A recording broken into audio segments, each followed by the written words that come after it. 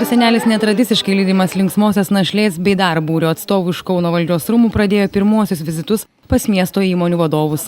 Mat verslininkų bei geros valios žmonių pastangomis šiemet 20 kartą vyksiančio labdaros vakaro metu planuojama surinkti apie 80 000 litų, o už gautas lėšas nupirkti diabetu bei tuberkuliozę sergantiems vaikams reikalingą įrangą. Šiandien tai pirma diena, kada mes lankom įmonės, tai pagal galimybę stengsimės gal 20-25 įmonės, esam atsirinkę 48, tai tiesiog pagal galimybės stengsimės, bet jau bent pusę tų įmonių tai tikrai aplankysim. Šiandien linksmai nusiteikusiai ir su kilnia misija labdara verslininkus lankiusiai svitai įmonių vadovai konkrečių pažadų kol kas nedalino, tačiau įsipareigojo skirti paramą bet kokią formą. Kai kalbam apie sergančius vaikus, tai turbūt ar krizė ar ne krizė, tai ta pagalba yra toks svarbus klausimas, kad neturėtų būti krizės kontekste apie tai įvelkama.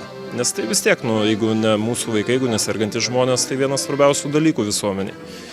Ir turim būti visi geranoriškai ir teigiamai nusiteikę tokiais atvejais. Sakysim, labdara, ar tai krizė, ar tai yra pakilimas, ar gerai gyvenam ar negerai, bet, sakysim, padėti ir paremti kitus, tai manau, kad laikas nėra nei blogas, nei geras. Kilniam tikslui padėti nupirkti diabetu bei tuberkuliozę sergantiems vaikams reikalingą įrangą savo lėšas jau paaukojo bendrovės Energijos sistemų servisas, Kauno gatvė apšvietimas, Uolektis, Kauno spauda bei Serfas. Viso labdarai skirtoje sąskaitoje jau yra per 7 000 litų.